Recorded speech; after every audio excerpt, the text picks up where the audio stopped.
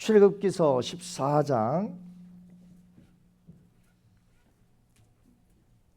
13절과 14절 되겠습니다. 출애굽기 14장 13절과 14절 말씀 두 절 찾으신 줄 알고 우리 같은 음성으로 봉독합니다. 시작. 모세가 백성에게 이르되 너희는 두려워하지 말고 가만히 서서 여호와께서 오늘 너희를 위하여 행하시는 구원을 보라. 너희가 오늘 본 애굽 사람을 영원히 다시 보지 아니하리라. 여호와께서 너희를 위하여 싸우시리니 너희는 가만히 있을지어다. 아멘. 하나님의 말씀입니다. 이 시간에 우리 이형만 목사님 나오셔서 내 삶 속에 말씀의 능력이 없을까? 왜 나의 삶 속에 말씀의 능력이 없을까라는 제목으로 말씀을 증거할 때 큰 은혜와 도전의 시간이 되기 바랍니다. 우리 나오실 때에 할렐루야로 맞이합니다. 할렐루야. 할렐루야. 제가 지난주에 저희 교회 성도님들한테 광고를 했어요.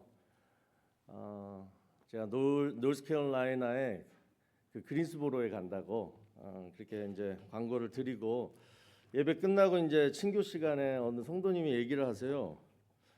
목사님 노스캐롤라이나에 누구 보러 가냐고. 나는 그린스보로 간다 그랬는데 누구 보러 가냐고. 그렇게 들렸나 봐요. 여러분 보러 왔습니다. 금요일날 어저께 저녁에 제가 말씀 잠깐 소개를 드렸는데 저는 이 교회에서 다시 힘을 얻고 그래서 어린 전도사 때 정말 여기서 소명의 길을 다시 확인하고 여러분들 사랑에 의해서 그래서 앞으로도 우리 그린스보로 교회가 그 사명을 억눌린 자, 또 염려되는 자, 또 약하고 연약한 자들이 이 교회 여러분들의 사랑과 성령 충만함으로 인하여 다시 소명의 길을 갈 수 있는 그러한 일들을 잘 감당하게 되시기를 바랍니다. 우리 한번 기도하겠습니다. 하나님 감사합니다. 이 복된 거 부족한 종에게 힘과 지혜를 주신 거 큰 은혜 받게 했던 이곳에 아버지 부족한 종 보내어 주셔서 오늘 이 시간 이 귀한 시간에 말씀 전하게 하시니 감사합니다. 성령님 우리 성도들 심령 가운데 이 시간 임재하시고 길을 열어주시고 뜨겁게 하여 주셔서 저들의 삶 속에 꼭 필요한 말씀 정말 갈구했던 그 말씀이 오늘 선포되어질 수 있도록 인도하여 주시옵소서. 예수님의 이름으로 기도드리옵나이다. 아멘. 자, 여러분 성경에 셀라라는 단어 아시죠? 셀라 시편에 많아요. 71회 정도 나오고 그다음에 하박국서 보니까 한 3회가 또 더 나옵니다. 자, 그 뜻은 여러 가지가 있지만 오늘 여러분들에게 나누고자 하는 뜻은 이런 뜻이에요. 한 박자를 쉬다. 자, 오늘 본문을 우리가 읽었는데요. 이스라엘 백성들이 한 박자를 쉴 때 하나님께서는 뭘 하셨는지 그 내용이 쫙 나오는 거예요. 한번 제가 다시 읽어드리겠습니다. 모세가 백성에게 이르되 너희는 두려워하지 말고 가만히 서서 여호와께서 오늘 너희를 위하여 행하시는 구원을 보라. 너희가 오늘 본 애굽 사람을 영원히 다시 보지 아니하리라. 여호와께서 너희를 위하여 싸우시리니 너희는 가만히 있을지니라. 자, 이스라엘 백성들이요 출애굽하자마자죠 절대절명의 위기에 처하게 됩니다. 앞에는 홍해가 가로막고 있었고 뒤에는 애굽 군대가 쫓아오고 있었습니다. 그러니까 앞으로 가면 물에 빠져 죽는 거고 뒤로 가면 애굽 군대의 칼에 찔려 죽는 상황이었어요. 자, 여러분 그런 상황인데 하나님이 이스라엘 백성들한테 뭐라고 명령을 하시냐면 너희는 두려워하지 말라 가만히 있으라예요. 여러분 같으면 이렇게 하실 수 있겠어요? 자, 이런 절대절명의 순간이 아니더라도 정말 우리 삶 속에 어떤 고난 또 어떤 위기 상황에서 우리가 두려워하지 않고 가만히 있는다. 이것처럼 여러분 우리 못 견뎌하는 거 없어요. 한 박자조차도 쉬는 거 힘들어요. 아니 지금 내 삶이 엉망이고 뭔가를 지금 해야 되는데 뭐라도 안 하면 무슨 일이 일어날 것 같은데 어떻게 하지? 걱정, 근심, 염려, 두려움이 막 그냥 내 속 안에서 일어나는데 어떻게 그냥 가만히 있을 수 있냐고요. 그런데 하나님은 이럴 때 우리에게 말씀하십니다. 두려워하지 말고 가만히 서서 올 한해 2025년 우리 이 교회에 주신 이 표 stand 그 뜻이에요. again 가만히 서서 여호와께서 오늘 너를 위하여 행하시는 구원을 보라. 보라. 가만히 서서 보라. 그럴 때 하나님이 우리를 구원해 주시고 우리 대신에 싸워 주신다는 것입니다. 자, 그러면 하나님이 오늘 말씀하시는 이 가만히 있으라. 자, 이 의미가 뭘까요? 자, 두 가지로 살펴보고자 하는데요. 자, 첫 번째는 뭐냐면 하나님의 방법을 따르라예요. 자, 여러분 그 토끼와 거북이 이야기 잘 아시죠? 토끼가 잠자다가 그 시간에 거북이가 천천히 느릿느릿 걸어가는데도 이겼어요. 자, 여러분 토끼가 만약에 잠자지 않았으면 거북이가 이길 수 있었어요? 없었어요?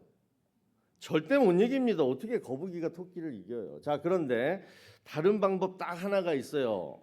거북이가 토끼를 이길 수 있는 방법. 그게 뭐냐면 바다 속에서 경주를 했다라면 토끼는 절대 못 이겨요. 이기기도 전에 이미 뭐예요? 숨 차서 죽었을 거예요. 자, 여러분 하나님의 능력을 구할 때 오늘 이 시간 하나님의 능력을 특별히 사모해서 간절한 마음으로 앉아 계신 분들 계실 거예요. 저도 지난 식사 이렇게 초대 받으면서 몇 분을 뵀는데 내 능력이 아닌 오직 하나님의 능력으로밖에 해결할 수 없다라고 믿고 그 간절한 마음으로 오신 분들 잘 들으십시오. 하나님의 능력을 구할 때에는 하나님의 방법을 따라야지 임한다는 거예요. 하나님의 능력이 바닷속에 있는데 우리가 산에서 열심히 내 능력대로 살려고 하면 절대 하나님의 능력을 얻지 못한다라는 거예요. 여러분 물이 100도가 돼야지 물이 끓습니다. 그리고 그 수증기가 동력이 돼서 뭔가를 해요. 그러니까 증기 기관차 같이 큰 것도 100도가 돼야지 그게 넘어야지 갈 수가 있어요. 자, 이걸 뭐라 그러냐면 임계점이라고 합니다. 그러니까 우리 삶 속에서도 어느 수준, 어느 딱 시점에 도달해야지 그때부터 자동적으로 동력이 생겨가지고 일이 술술술술 풀려 나가는 거예요. 자, 그런데 그 임계점은요, 또 다른 말로 나의 한계점이라고도 불러요. 그러니까 내가 할 수 있는 방법을 다 써봤는데 내 힘으로 할 수 있는 방법이 여기까지예요. 더 이상은 안 돼요. 그런데 1도가 모자라요. 99도까지는 내가 최선을 다했는데 100도가 안 돼가지고 그 일을 포기한 적이 우리 있잖아요. 그게 나의 한계점이에요. 그런데 그 한계점, 나의 한계점이 하나님에게는 임계점이 된다라는 것입니다. 그때부터 하나님의 능력이 이제 시작이 되는 거예요. 자, 그 능력이 어떻게 이루어질까? 자, 오늘 본문을 보니까 이스라엘 백성들이 하나님의 명령에 순종해요. 그래서 어떻게 돼요? 모세 앞에 두고 가만히 서 있습니다. 자, 그랬더니 어떤 일이 벌어져요? 그동안 이스라엘 백성을 인도했던 구름 기둥이 갑자기 뒤로 가면서 애굽 군대와 이스라엘 백성들 사이에 딱 구름 기둥이 막아버려요. 그러니까 애굽 군대가 어두워서 앞이 안 보여요. 그래서 그냥 어리둥절 이러고 있어요. 자, 그때 구름 기둥 앞에 있는 이스라엘 백성들은 어떻게 돼요? 하나님이 동풍을 불어가지고 홍해를 물벽을 쌓아요. 그리고 이스라엘 백성들을 건너가게 해요. 그리고 그때 구름 기둥이 없어져요. 애굽 군대들은 그동안 그 속에서 맴돌고 있다가 홍해바다가 가둬지면서 다 수장이 되는 거 아닙니까? 여러분, 이 사건을 우리는 뭐라고 부르죠? 홍해 사건 또는 홍해 기적이라고 부릅니다. 하나님께서 이스라엘 백성들한테 말씀하신 거는 딱 두 개예요. 가만히 있어라, 내가 할게였어요. 그리고 하나님이 하신 방법은 뭐냐면 기적이었다라는 거예요. 세상 사람들한테 기적 얘기하면 이해 잘 못해요.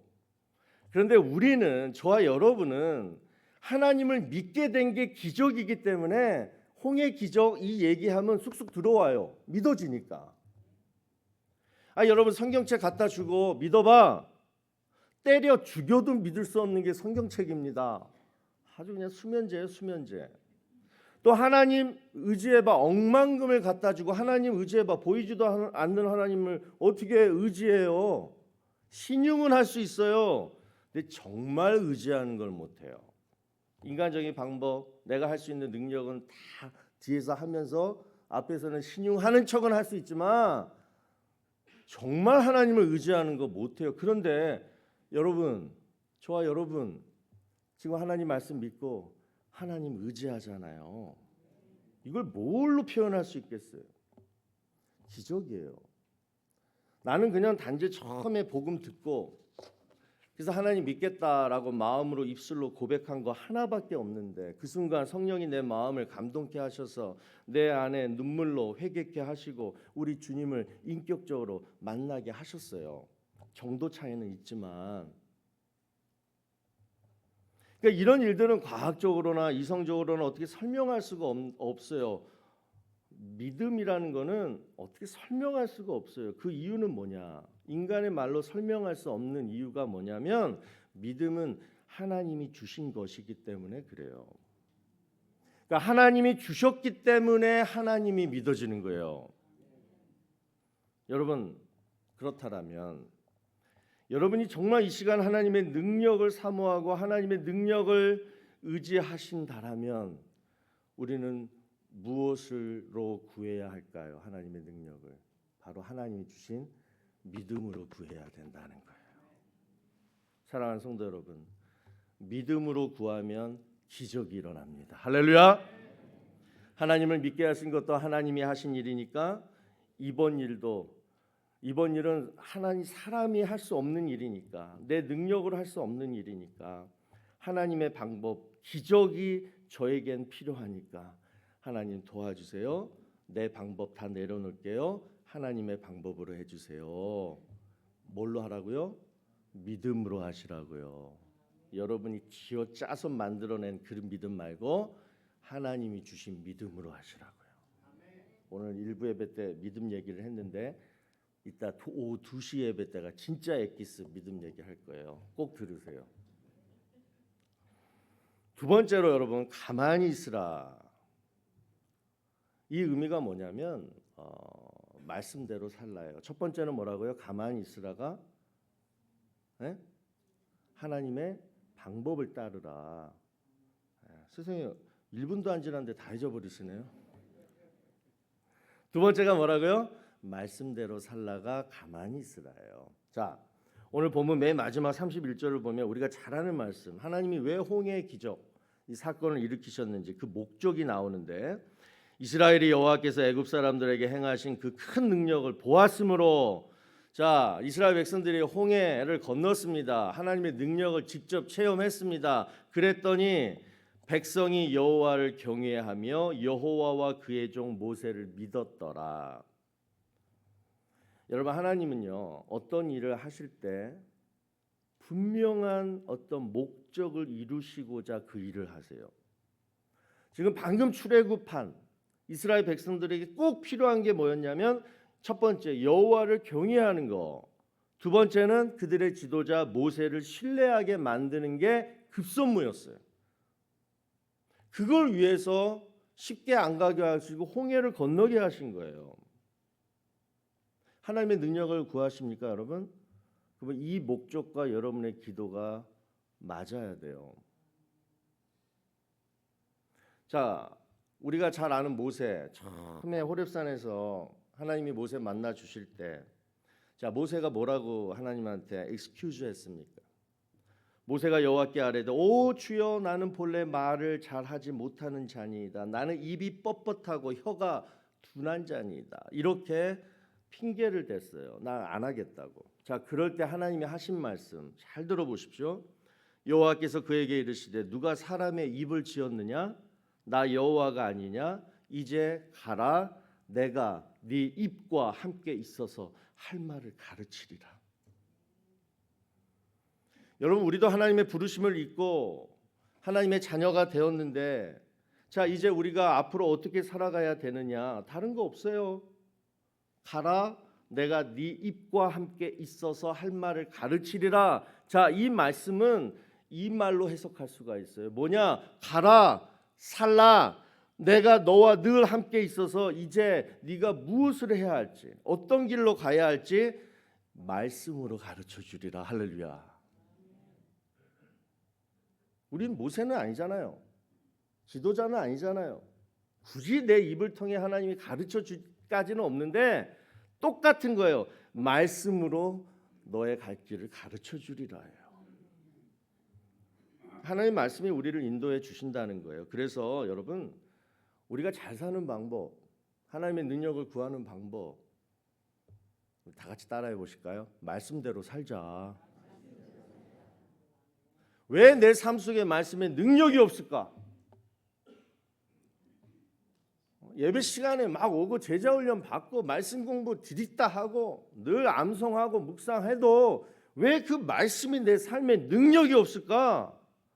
너무 그 이유는 간단해요. 내가 그 말씀대로 안 살아서 그러는 거예요. 말씀이 머리 안에만 있으면 뭐합니까? 이 가슴 안에만 있으면 뭐합니까? 내 혀 안에만 외워지면 있으면 뭐예요? 그 말씀대로 안 사는데 어떻게 능력이 나타나냐고요. 여러분, 우리 광야길, 고난의 길 걷습니다. 근데 그 이유가 분명히 하나님은 말씀하시고 걷게 하세요. 자, 신명기 8장 3절에서 분명히 말씀하시는 거예요. 왜 너가 지금 광야길을 걷냐? 고난의 길을 걷느냐? 사람이 떡으로만 사는 것이 아니요, 여호와의 입에서 나오는 모든 말씀으로 사는 줄을 네가 알게 하려 함이라. 뭐요? 광야길 걷는 이유가. 그게 뭐냐면 결론입니다. 말씀대로 살면 축복이고 말씀대로 살지 않으면 광야 고난의 길을 걷게 하신다. 이게 신명기 말씀의 주제예요. 뭐 기복신앙이고 아니고 그걸 떠나서 하나님 말씀대로 살면 제대로 된 길을 걷는 거고, 신명기 28장에 나오는 그 축복장, 그 축복의 내용, 머리가 되고 꼬리가 되지 아니하고 들어가도 복을 받고 나가도 복을 받고 남에게 구워줄 수는 있지만 네가 구워 쓰는 일은 없게 할 정도의 그런 디테일한 축복을 받는다라는 거예요. 하나님 말씀대로 살면. 그런데 하나님 말씀대로 안 살면 뭐예요? 저주를 받으리라. 분명하게 말씀하고 있잖아요.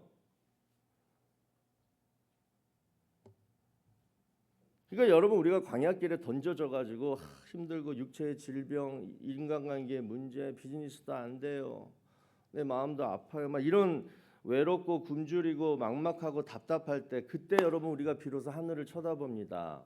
그러면서 뭘 느껴요? 하나님 말씀대로 살 걸. 우리 모든 크리스찬들에게, 하나님을 아버지로 모시는 우리 모든 자녀들은 항상 그래요.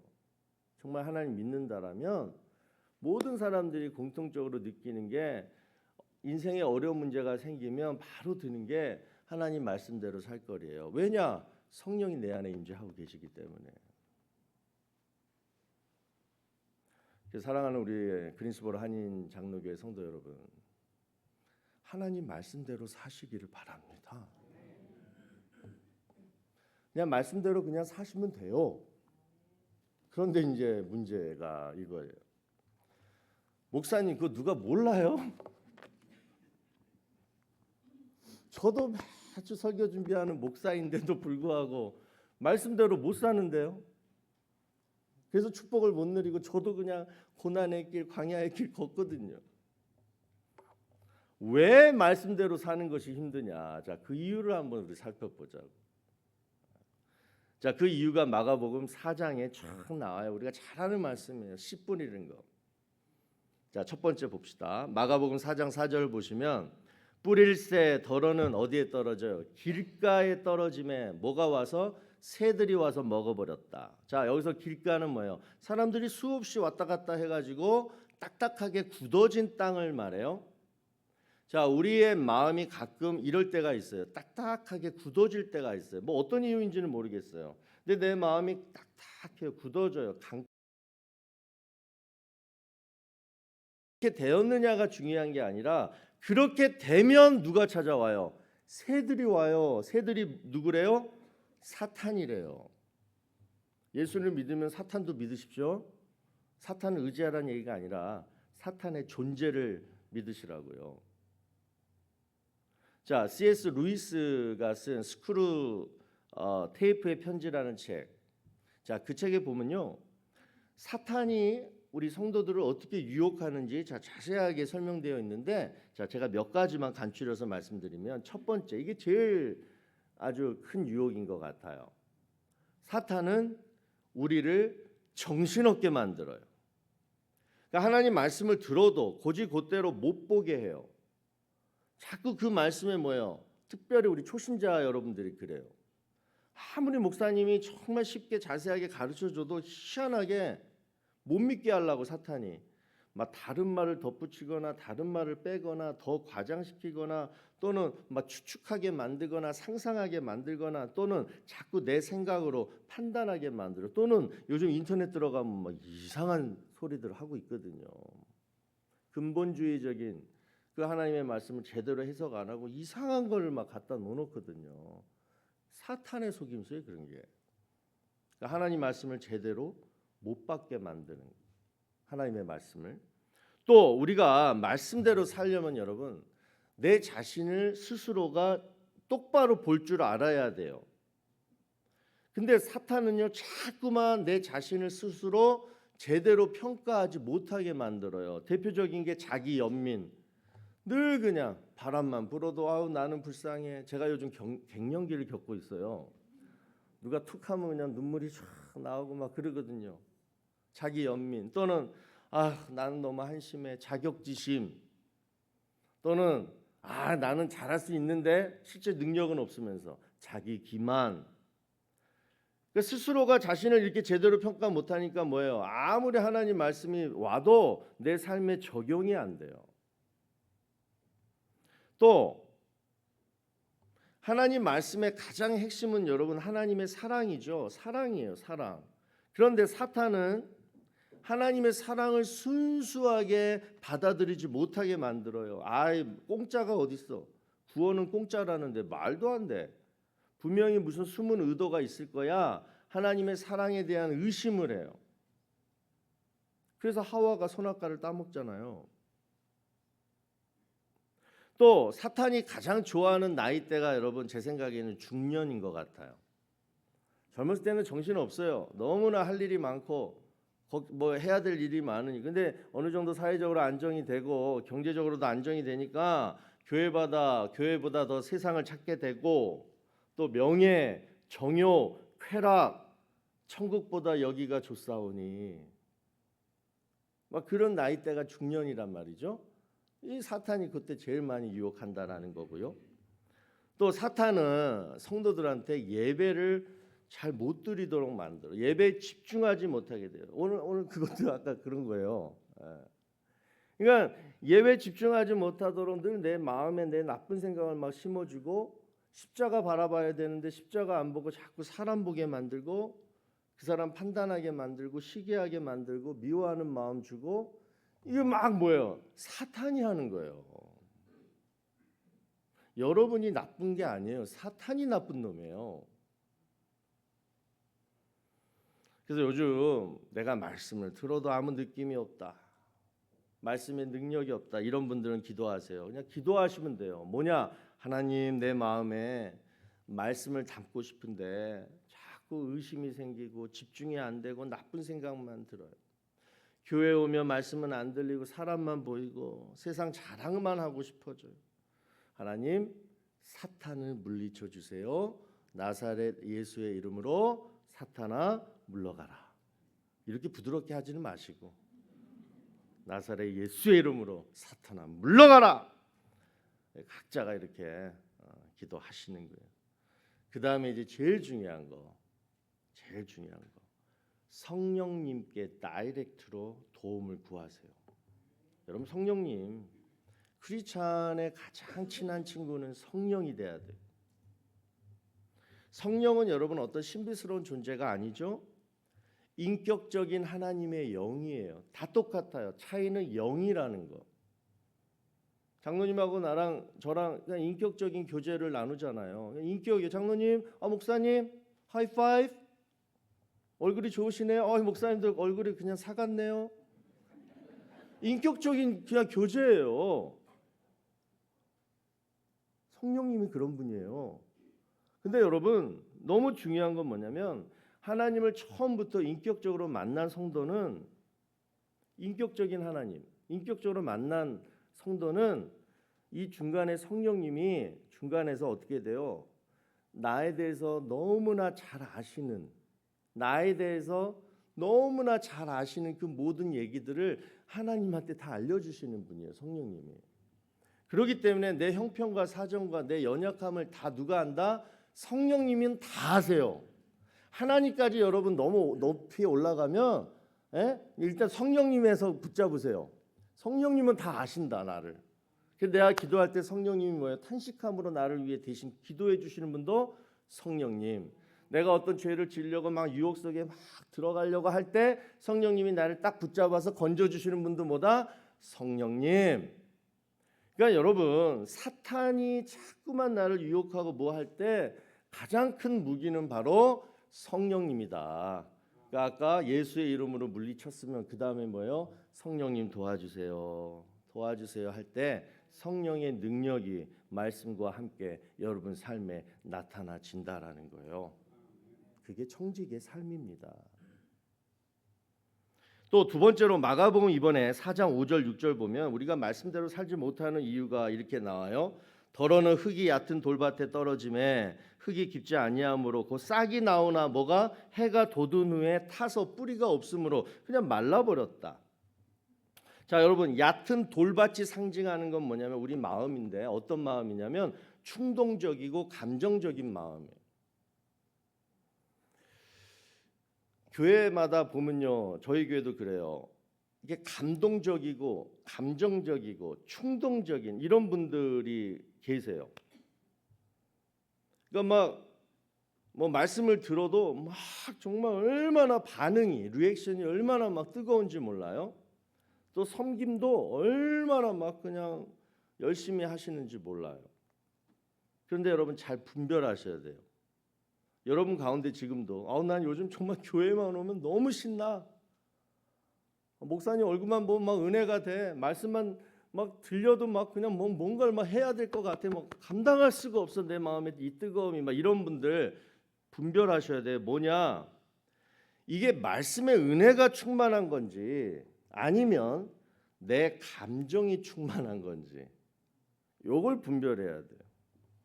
자 여러분 내 감정이 막 충만할 때가 언제냐면요. 내가 사랑을 받을 때 그래요. 우리 여자 성도님들 그렇잖아요. 남편으로부터 사랑받을 때 막 감정적으로 막 그러잖아요. 표정들이 그러한 일이 전혀 없었던 것 같아요.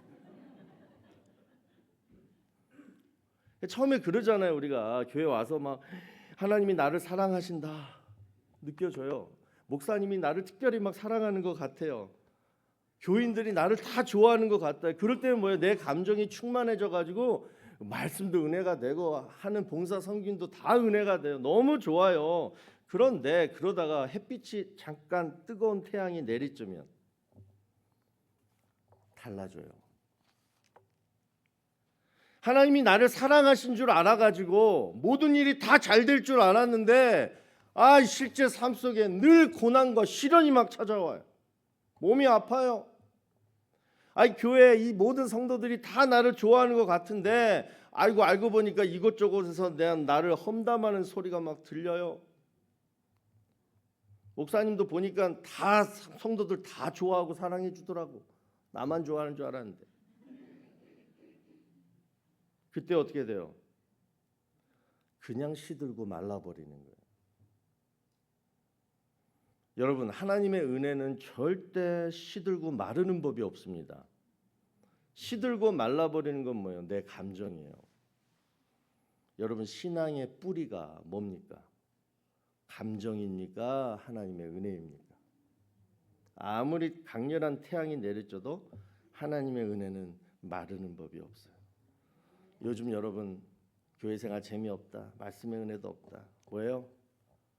감정이 다 시들어 메말아 버린 거예요. 다시 감정을 회복하려고 하지 마시고 뭘 회복하라? 하나님의 은혜를 체험하게 되시길 바랍니다. 자, 세 번째로 우리 가시떨기 얘기 한번 더 할까요? 마가복음 4장 7절 보면 덜어는 가시떨기에 떨어짐에 가시가 자라 기운을 막음으로 결실하지 못하였고. 자, 저는 이 세 번째가 제일 마음이 아픈데요. 그러니까 땅 자체는 문제가 없어요. 내 마음이 딱딱하게 굳어지지도 않았고 또 흙이 얕아서 뿌리가 마르지도 않았어요. 그러니까 씨앗이 잘 심겨져서 잘 자랐어요. 잘 자라고 있는데 이번에는 뭐예요? 인사이드가 아니라 아웃사이드에서 억센 가시들이 뭐예요? 나를 찌르는 거예요. 그러니까 나는 잘 지금 성장하고 있는데 뭐예요? 옆에 있는 가시가 막 나를 찔러가지고 내 성장이 멈춰버렸다라는 거예요. 슬프지 않아요? 나는 열심히 잘 살고 있는데, 근데 이 가시가 여러분 뭐예요? 떠나지 않아요. 계속 찌르는 거예요. 이게 뭘까요? 이 가시가. 자, 마가복음 4장 18절 19절에 보면 이 가시가 뭐라고 설명하고 있냐면 세상의 염려, 재물의 유혹, 기타 욕심이라고 세 개라고 표현하고 있습니다. 자, 여러분 첫 번째 세상의 염려. 이건 뭐냐면 우리가 늘 걱정하는, 근심하는 그냥 현실적인 문제들이에요. 우리가 살아갈 때 여러분 현실적인 문제 없는 사람이 어디 있어요? 없잖아요. 다 있어요. 이거를 염려라 그래요. 자, 두 번째 재물의 유혹. 이거는 여러분 재물, 물질만 얘기하는 것이 아니라 뭐냐면 필요 이상의 것을 더 바라는 탐욕을 얘기해요. 내가 한 달에 어느 정도 몇 달러 들고 살면 되는 건데 우리가 어떤 마음이 드냐면 이거 가지고는 안 돼. 좀 더 있어야 돼. 요거를 얘기하는 거예요. 이게 재물의 유혹이에요. 그다음에 세 번째 기타 욕심. 이건 뭐냐면 두 번째 그 탐욕을 제외한 나만의 쓴뿌리를 얘기해요. 자, 이 세 가지를 더 구체적으로 한번 설명하겠습니다. 첫 번째 염려. 자, 여러분 우리 삶 속에 열매가 30배, 60배, 100배의 결실을 맺으려면요 염려를 하지 말라는 거예요. 염려를 하는 순간부터 염려라는 가시가 뭐예요? 열매를 맺으려고 하는 꽃봉오리를 그냥 찔러버린다라는 거예요. 그러니까 여러분 우리가 늘 습관적으로 하는, 늘 그냥 하게 되는 이 염려가 그만큼 위험한 가시라는 거예요.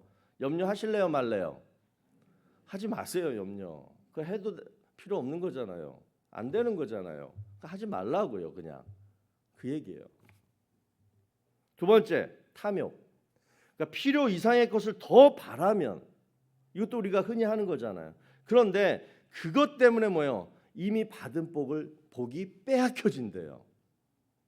탐욕, 욕심을 부리는 순간 있는 복, 쌓아놓은 복이 없어진대요. 하실래요, 마실래요? 하지 마세요. 마지막 세 번째, 쓴뿌리. 자, 삼손이 여러분 대표적이죠. 삼손의 쓴뿌리는 누구였어요? 여자였어요. 이쁜 여자만 보면 아주 그냥 막 그러니까 쾌락과 욕망 그걸 절제를 못한 거예요. 자, 여러분 누구에게나 치명적인 욕망이 있습니다. 이것을 영어로 distraction이라 그래요. 이 욕망 때문에 내 삶을 집중하지 못하게 만들어요. 산만하게 흩뜨려 버려요. 그러니까 마귀는 우리의 이 집중력을 흩뜨려 놓으려고 뭐예요? 우리의 가장 약한 그 쓴뿌리를 계속 날마다 건드리는 거예요. 그러니까 죄짓게 하려고 하는 거지만 그보다 먼저 내 집중력을 흐트러 버리게 하려고 우리의 쓴뿌리를 건드리는 게 사탄의 전략이에요. 근데 여러분 삼손 보세요. 평생 그 욕망 때문에 부모 말도 안 듣고 하나님 말씀도 안 듣고 소명도 내팽개치고 그리고 나중에 어떻게 돼요? 두 눈이 뽑히고 손이 묶였을 때 그때 한 번도 발휘 못한 마지막 집중력, 마지막 그 순간에 집중력을 발휘하니까 어떻게 됩니까? 20년 동안 사사로서 하지 못한 일을 단 한 번, one time 그 한순간에 다 해버리잖아요. 하나님이 우리에게 주신 집중력이 그렇게 무서운 거예요. 믿음도 집중력이 있어야지 믿음이 생기고 믿음이 자라나는 거예요. 이것도 하고 저것도 하고 그러면서 믿음 달라고 그러니까 믿음이 안 자라는 거예요. 집중력 있게 믿음이 자라나야 되는 거예요. 집중력이 있어야지 뭐요? 말씀대로 살 수 있는 거예요. 자, 그러면 뭐에 집중해야 되느냐? 두 가지입니다. 첫 번째, 나 자신에게 집중하세요. 첫 번째. 여러분 삶 속에 얼마나 여러분 스스로에게 집중하고 사십니까? 파리가요. 파리가 곤충 중에서 눈이 제일 막대요. 그런 얘기 들어보셨어요? 혹시? 다행입니다. 왜냐? 쉴 새 없이 두 발로 이 두 눈을 막 닦는데요. 자, 왜 닦느냐? 파리 눈은 겹눈이라 그래요. 여러 가지가 이렇게 막 이렇게 겹쳐져 있는 눈이래요. 그러니까 좀만 먼지가 하나 껴도 겹쳐져 있으니까. 요게 아니라 뭐가 이렇게 겹쳐져 있으니까 먼지가 잘 낀다는 거죠. 그러니까 두 발로 자꾸 이렇게 닦아 주니까 눈이 반들반들 깨끗해진다, 막다. 믿거나 말거나인데 그렇대요. 여러분, 다른 사람은 몰라도 내 치명적인 약점은 내가 잘 알아요. 내 신체 어디든 아니면 내 마음 어디든 아니면 내 성격 어디든 딱 그 부분에 늘 먼지가 낀다는 거 우리 자신은 잘 알아요. 그런데 그러면 닦아주면 되잖아요. 근데 닦지도 않으면서 왜 내 인생은 이렇지? 왜 내 인생은 이렇게 자꾸 꼬이지? 왜 내 인생을 이렇게 집중력에 포커스를 이렇게 잡을 수가 없지? 왜 뭐지? 뭐부터 내가 시작해야 돼? 라고 하시는 분들, 우리 파리처럼 잘 닦자고요. 저희 어머님이 당뇨가 굉장히 심하세요. 저희 어머님은 정말 뭐 하나 드시는 것도 뭐예요? 조심조심해요. 뭐 하루라도 운동 안 하면 안 돼요. 그래서 당뇨병 환자가 그러니까 오래 사시는 거예요. 조심조심. 여러분, 파리처럼 당뇨병 환자처럼 사는 게 뭐예요? 자기 자신에게 집중하는 거예요. 두 번째로 우리가 어디에 집중해야 되느냐? 하나님 말씀에 집중하면 삶이 제자리를 찾아요. 우리 콜로라도에 공사가 있습니다. 에어포스 아카데미가 저희 콜로라도에 있는데 거기 콜로라도 스프링스에 가보면 하늘에 늘 전투기가 막 다녀요. 근데 여러분들 그 파일럿 훈련 그 과정 중에 이런 훈련이 있대요. 뭐냐면 여러분들도 그 탑건이라는 영화 보셨을 거예요. 90도로 막 전투기가 막 올라갔다가 또 90도로 내려갔다가 또 360도 회전했다가 또 720도를 역회전하고 막 이런 걸 해요. 파일럿이 되려면 이런 훈련을 해야 되는데, 그럼 여러분 생각해 보십시오. 아무리 비행기 아니라도 멀미가 안 되겠어요? 멀미 되겠죠. 자, 그런데 멀미를 안 할 수 있는 방법이 있대요. 뭐냐? 조정을 할 때 절대 뭐 딴 데 쳐다보지 말고 그냥 자기 앞에 있는 계기판에 있는 한 포인트, 거기만 집중해서 쳐다보고 90도를 운전하든 360도를 비행하든 백날 돌아도 뭐예요? 어지럽지 않다라는 거예요. 여러분, 우리가 자꾸 딴 데 쳐다보는 이유가 있어요. 좋은 곳을 안 보고 있기 때문에 딴 데 쳐다보는 거예요. 여러분이 이제부터 우리에게 가장 좋은 것은 바로 말씀인 줄로 믿으시고, 말씀에 눈을 고정시키고 생각으로는 말씀을 생각하고 내 가슴으로는 말씀을 묵상하고 내 손과 내 발로는 말씀대로 살려고 한번 노력해 보세요. 그럼 뭐예요? 삶의 제자리를 찾게 돼요. 흐트러지고 어지럽혀진 것들이 다 뭐예요? 깨끗하게 정돈이 돼요. 근데 우리는 멍청하게 내가 친히 내 의지로 내 세상 방법으로 그걸 정돈하려고 하고 뭐 하려고 하니까 뭐예요? 시간만 걸리고 늘 작심삼일이 되는 거예요. 딴 데 쳐다보지 말고 딴 거 하지 말고 뭐만 하라? 하나님 말씀에만 고정하고 하나님 말씀 묵상하고 하나님 말씀대로 살아보세요. 그때 하나님의 축복이 임하는 줄로 믿습니다. 말씀을 맺습니다. 미국의 어떤 영화 제작자가 어떤 기자랑 인터뷰를 하는데 기자가 이렇게 질문했대요. 당신은 영화를 제작할 때 어디서부터 시작합니까? 그러자 그 제작자가 하는 말이 간단해요. 나는 그 영화의 마지막 장면만 정해놓고 그 다음에 거슬러 올라가면서 영화를 만들어 갑니다. 이렇게 얘기했대요. 자, 여러분, 우리 인생 한 편의 영화죠. 드라마잖아요. 요한계시록에 보면 우리 모든 인생의 마지막 장면이 나와요. 거기서부터 거슬러 올라가면 지금 내가 당하고 있는 모든 문제가 다 풀리는 거예요. 자, 그러면 요한계시록에서 나오는 우리 인생의 마지막 장면이 뭐예요? 이 땅에서의 죽음일까요? 아니에요. 하나님과 천국에서 영원히 사는 거예요. 결국은 내 인생의 마지막은 뭐냐면 하나님과 함께해요. 지금 내 인생에